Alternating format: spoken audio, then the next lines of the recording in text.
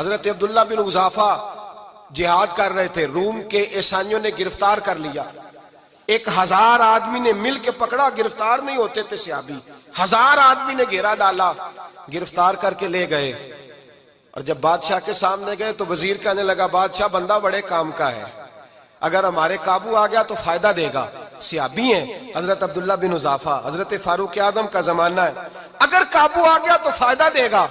بادشاہ کہنے لگا کیوں، کیا خوبی ہے؟ کہنے لگے ہم 1000 آدمی تھے، یہ اکیلا قابو نہیں آ رہا تھا، 1000 آدمی تھے، اگر ہماری فوج میں شامل ہو گیا تو بہت بڑا جرنیل ملے گا۔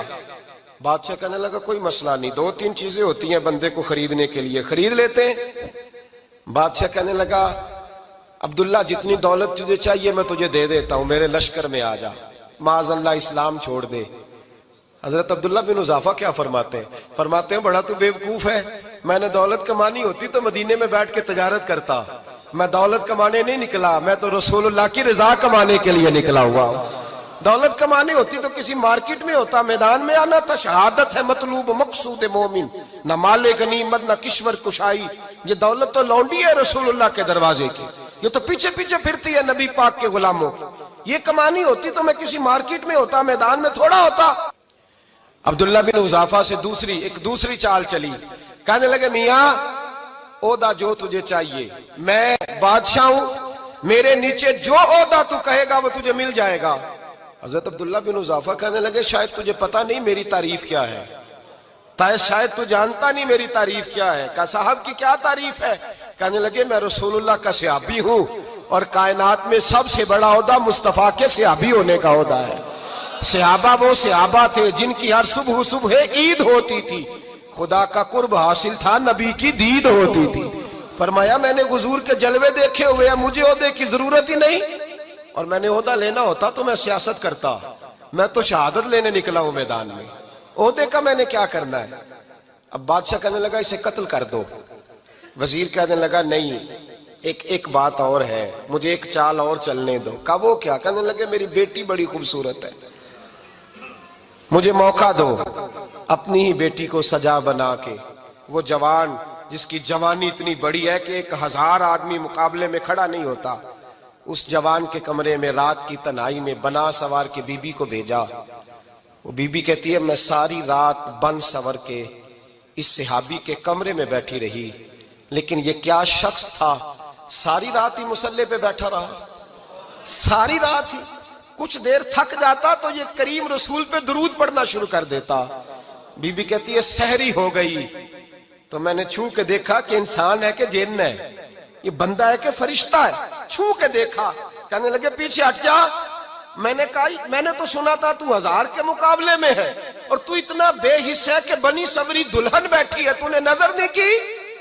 عبداللہ بن حذافہ، بی بی کہتی ہے نظر پھر نہیں اٹھائی، نظر پھر جھکی ہوئی ہے۔ کہنے لگے بی بی میں مجبور ہوں، اب میرے اوپر کوئی حسن نہیں چلتا، میں نے جلوہ والضحیٰ کا دیدار کیا ہوا ہے، اب میری نگاہوں میں جچتا نہیں کوئی، اس لیے کہ جیسے میرے سرکار ہے ایسا نہیں کوئی۔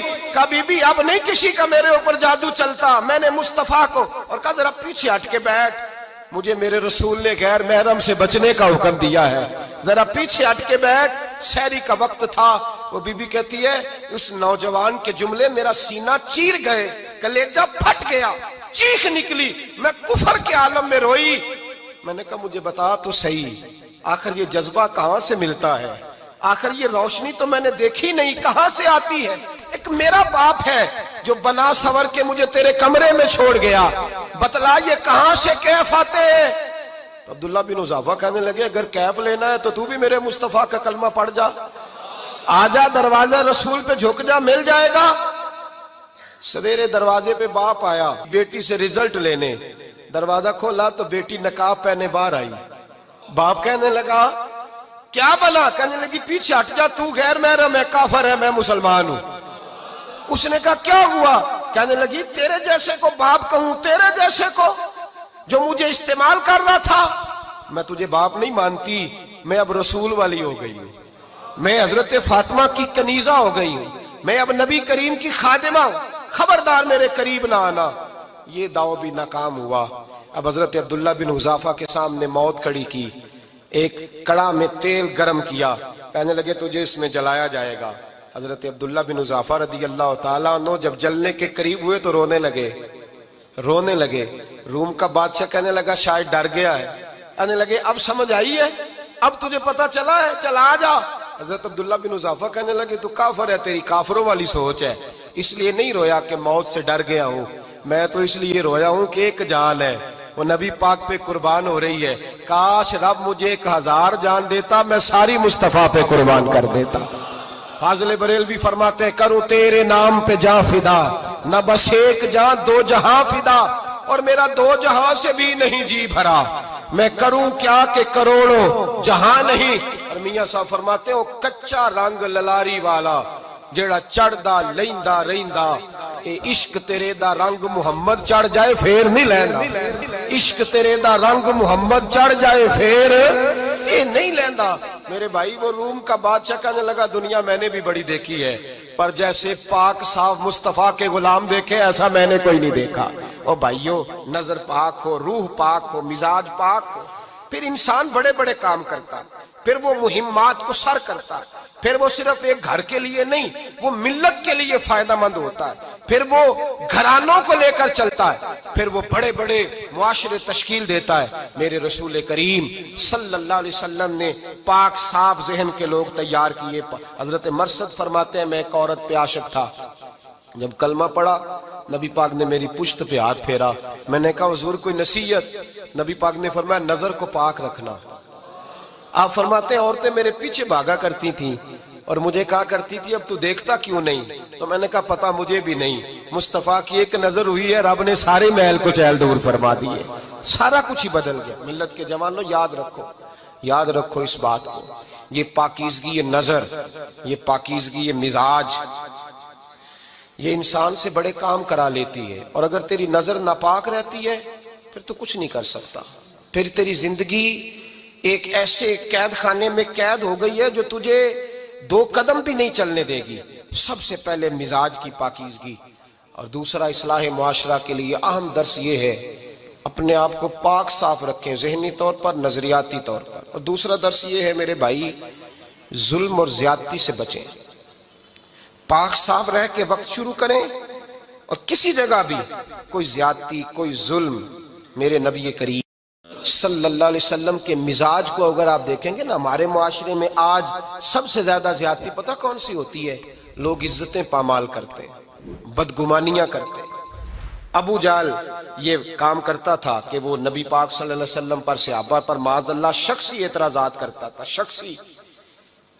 عزیزو، جب آدمی کا کسی سے اختلاف ہوتا ہے نا، یا کسی کو پسند نہیں کرتا یا کسی کو ریجیکٹ کرنا چاہتا ہے تو شخصی اعتراضات کرتا ہے، نیچے اترتا ہے، کمزور بات کرتا ہے، چھوٹی بات کرتا ہے۔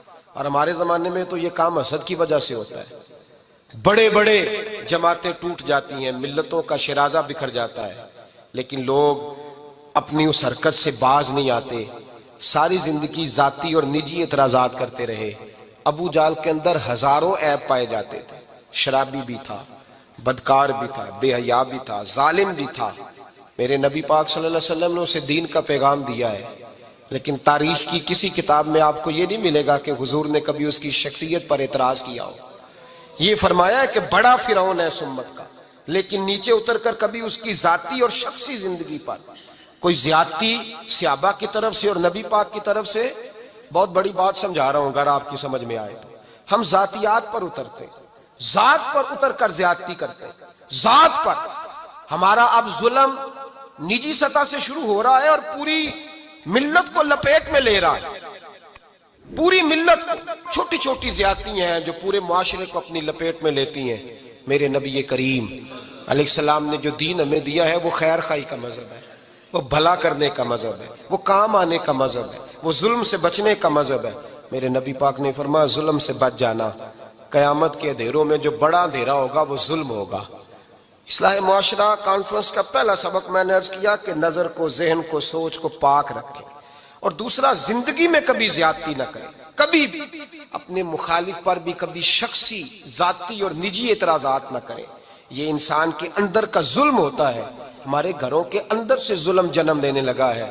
روز بہو پہ تیل چھڑکا جاتا ہے، روز کسی نہ کسی شہر سے، اپنے ہی گھر سے، اپنے ہی چراغ کو بند کرنے کی خبر نکلتی ہے۔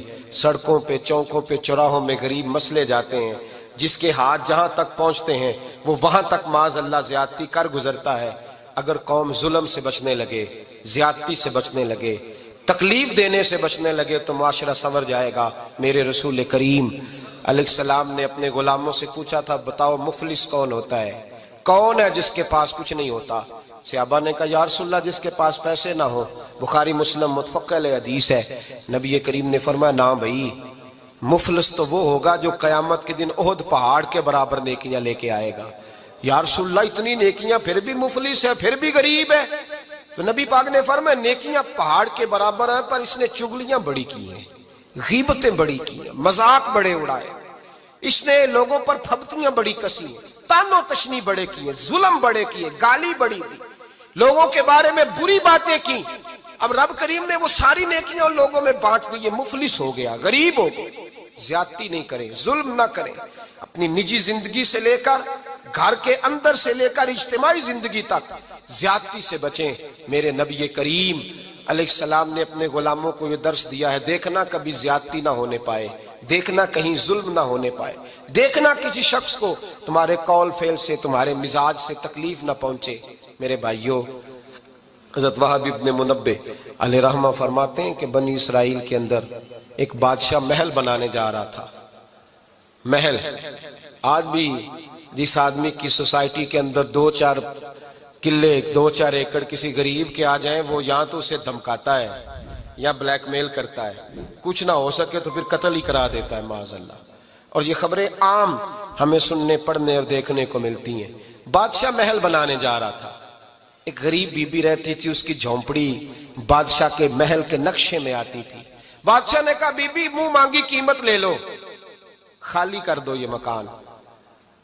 بزرگوں کو اپنے جھونپڑیوں سے بڑی دلچسپی ہوتی ہے، بچے سوسائٹیوں میں چلے جاتے ہیں، ابا جی کہتے ہیں مجھے گاؤں میں رہنے دو، میرا یہی دل لگتا ہے، مجھے اس گھر سے دلچسپی ہو گئی۔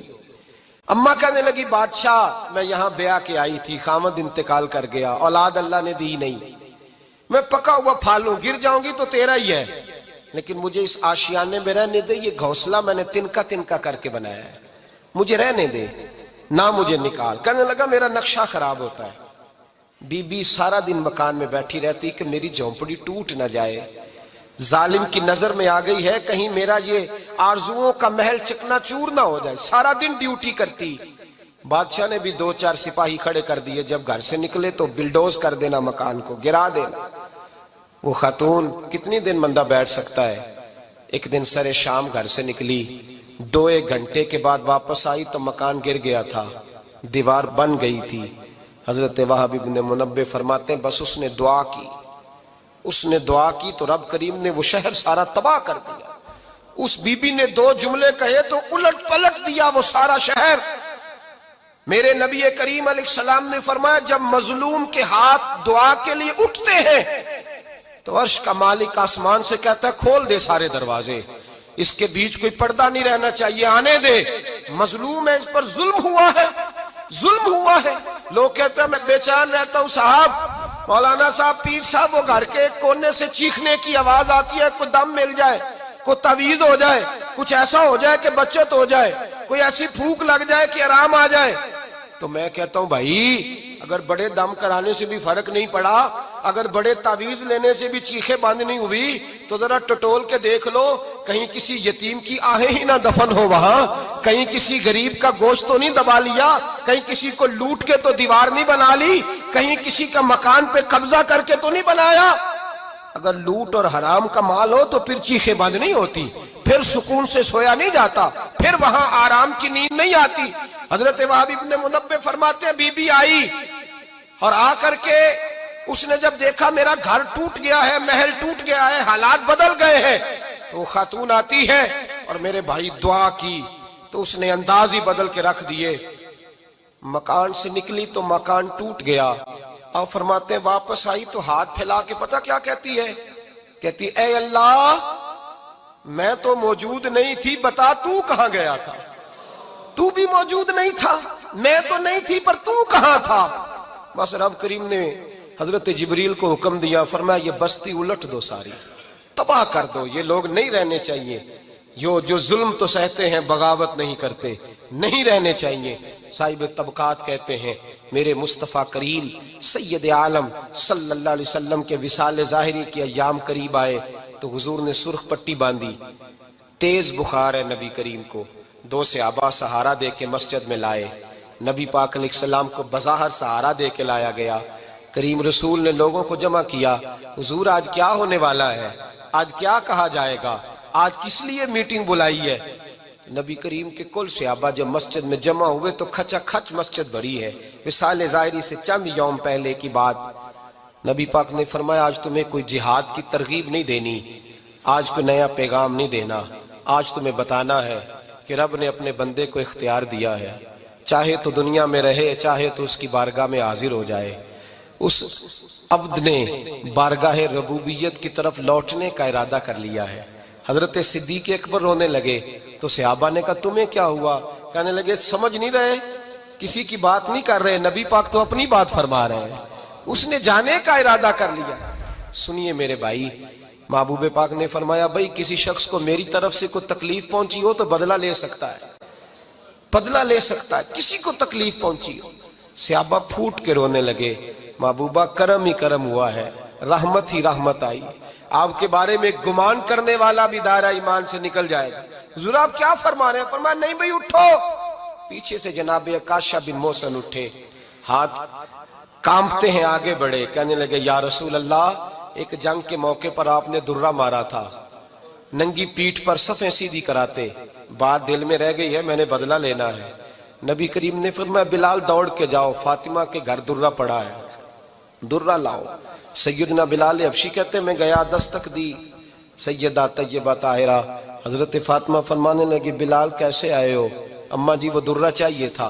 سیدہ کو تشویش ہوئی، کہنے لگے بلال نہ تو جنگ پہ جانا ہے، نہ جہاد ہے، نہ کوئی ایسا موقع ہے، حضور کی تو طبیعت مبارک بظاہر بڑی علیل ہے، درہ کیا کریں گے؟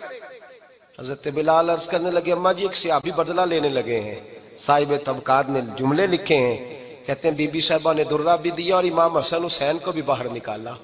فرمانے لگی عکاشہ سے کہنا 100 درے مارے، ان 2 شہزادوں کے جسم پر نبی پاک کے قریب نہ جائے، میں نے 2 بچے پیدا ہی اپنے محبوب پر قربان کرنے کے لیے کیے، ان کو لے جائے۔ حضرت بلال کہتے ہیں میں 2 شہزادے لے کے آیا، اور جب دروازے میں میں لے کے پہنچا تو نبی پاک نے دیکھا تو آنکھوں میں آنسو آ گئے، فرمایا ان کو بٹھا دو، مجھے پتا ہے فاطمہ نے کیا کہہ کے بھیجا ہے۔ حضرت سیدنا بلال فرماتے ہیں درہ میں نے جناب عکاشہ کو دیا، حضرت عکاشہ درہ لے کے آگے جو بڑھے تو حضرت ابوبکر صدیق نے ان کے پیروں پہ ہاتھ رکھا، فرمایا عکاشہ میری طرف آ یار، مجھے مار درے، نبی پاک کے قریب نہ جا۔ مصطفیٰ کریم نے فرمایا ابوبکر تو ہٹ جا، اسے آنے دے۔ فرماتے ہیں میں چند قدم آگے گیا تو مولا علی شیر خدا نے میرے پیر پہ ہاتھ رکھا، کہنے لگے عکاشہ سوچ تو صحیح تو کیا کر رہا ہے؟ حضور نے فرمایا علی ہٹ جاؤ، میرا اور ان کا معاملہ ہے۔ جناب عکاشہ آگے بڑھ رہے، نبی کریم نے فرمایا میں اپنی امت کو درس دینا چاہتا ہوں، خبردار خبردار زندگی میں تمہارے ہاتھ سے زبان سے کسی کو تکلیف نہ پہنچنے پائے، خبردار یاد رکھنا وہ معاشرے بگڑ جاتے ہیں، وہ معاشرے تباہ کر دیے جاتے ہیں جہاں ظلم ہوتا ہے، جہاں زیادتی ہوتی ہے، جہاں لوگوں کو ستایا جاتا ہے۔ محبوب کریم کے قریب آئے حضرت عکاشہ کہ حضور میری پیٹھ ننگی تھی، آپ بھی ذرا کپڑا ہٹائیے۔ نبی کریم نے پیٹھ سے کپڑا ہٹایا، جناب عکاشہ نے درہ جو اٹھایا تو صحابہ کی چیخیں نکلی، حضرت عکاشہ نے درہ دور پھینکا، حضور کے بطن اطہر سے لپٹ گئے، چومنے لگے، کہنے لگے حضور وہ تو صفیں سیدھی کراتے لگ گیا تھا، آپ نے کہاں مارا تھا؟ یا رسول اللہ میں تو بہانہ بنا رہا تھا کہ جاتی دفعہ مجھے وجود چومنے کا موقع نصیب ہو جائے، مجھے یہ موقع نصیب ہو جائے۔ میرے حبیب نے فرمایا جس نے جنتی دیکھنا ہو میرے عکاشہ کی زیارت کر لے۔ بھائی ظلم کا دروازہ کھلا ہوا ہے اور لوگ بھول جاتے ہیں زیادتی کرتے ہوئے، وہ بہو سے ہی کیوں نہ کریں، وہ اپنے گھر کے بھول جاتے ہیں کہ شاید پوچھنے والا کوئی نہیں، شاید میزان نہیں لگے گا۔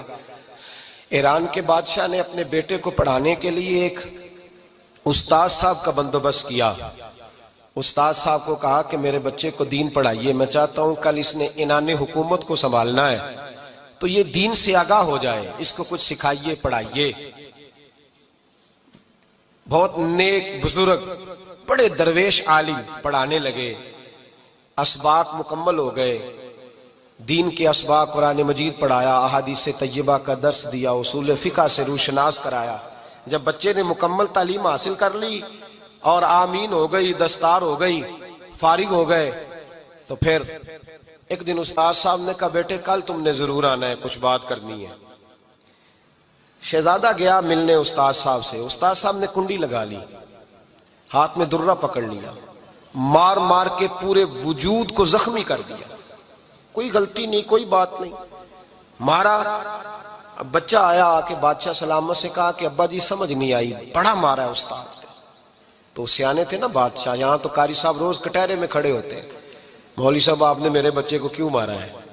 آپ 8,000 کے مولوی ہیں، میرا کئی کروڑ کا بچہ ہے، سویرے بدل لیں گے، خبردار آپ نے بچے کو ہاتھ لگایا، اپنی حیثیت میں رہے معاذ اللہ۔ جو قومیں استادوں کو کٹہروں میں کھڑا کرتی ہیں وہ ترقی نہیں کر پاتی۔ جو استاد ویڈیو اچھی لگی ہو ویڈیو کو لائک، چینل کو ضرور سبسکرائب کر دینا۔ میں ایسے واقعات ڈیلی اپلوڈ کرتا رہتا ہوں اپنے چینل پر، اگر ابھی تک آپ نے سبسکرائب نہیں کیا تو سبسکرائب کر دیں۔ یہ ہمارے گلاب کا پودا ہے، یہ ہم نے گلاب اگایا تھا، گلاب کا پودا ہے۔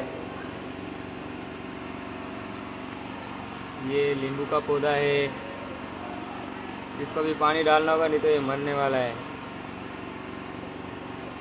اور یہ جموں کا پودا ہے، جموں جموں جموں۔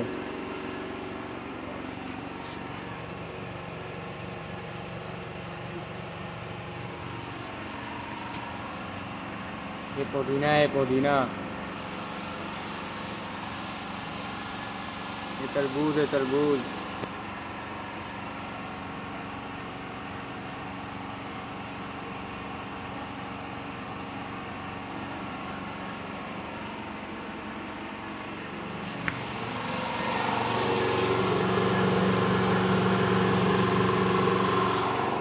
ایک میں دکھائیے ہے جموں جموں۔ یہ کیا چیز ہے؟ یہ وہ ہے گلاب کا پھول ہے۔ یہ اوپر کیا لگ رہا ہے گول گول سا؟ یہ پتہ نہیں، بچہ دے رہا ہے یار۔ وہ گھوڑا کہاں ہے اس میں؟ تربوز کہاں پر ہے؟ تربوز یہ رہا، یہ رہا۔ بس کتنے صحیح دنوں ہے۔ کے کتنے دنوں کا تربوز؟ اس کو ہے 8 دن۔ اور یہ کیا ہو گیا نیچے والا؟ یہ وہ ہے، زوم اس تو کو کر۔ چھوڑ دے، ابھی پتہ نہیں کیا چیز ہے۔ پھر اگلی ویڈیو میں ملتے ہیں، گڈ بائے۔